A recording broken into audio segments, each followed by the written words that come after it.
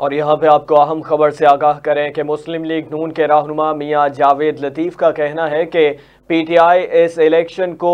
منصوبہ بندی کے تحت متنازع بنا رہی ہے۔ لاہور میں میڈیا سے گفتگو کرتے ہوئے جاوید لطیف نے کہا کہ بظاہر نظر نہیں آتا کہ کسی امیدوار کو تشدد کا نشانہ بنایا جا رہا ہے۔ انہوں نے کہا کہ فورن فنڈنگ کیس بر وقت شروع ہوتا تو حقائق سامنے آ جاتے۔ ہم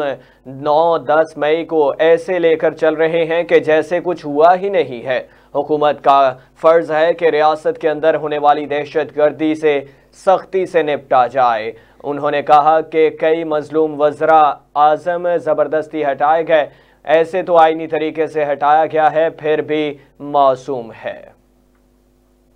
کہا جاتا ہے کہ جناب پیپر چھین لیے گئے، بھائی اس کے بعد بھی دیکھیں ایک ویڈیو آئی کہ پی ٹی آئی کے سابق امیدوار جو ہیں وہ پیپر فائل کرنے گئے اور ان پر تشدد کیا گیا اور اس کی ویڈیو چلائی گئی، حالانکہ وہ رات کے ویسے تو وہ رات کو پھرتے تھے، رات کو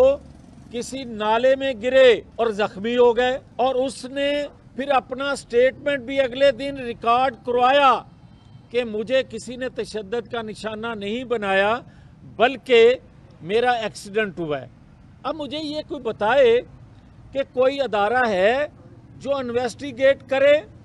کہ یہ پیپر کون چھیننے والا ہے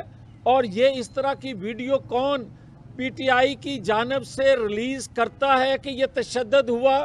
یہ ایک منصوبہ بندی سے اس الیکشن کو بیفور الیکشن متنازع بنایا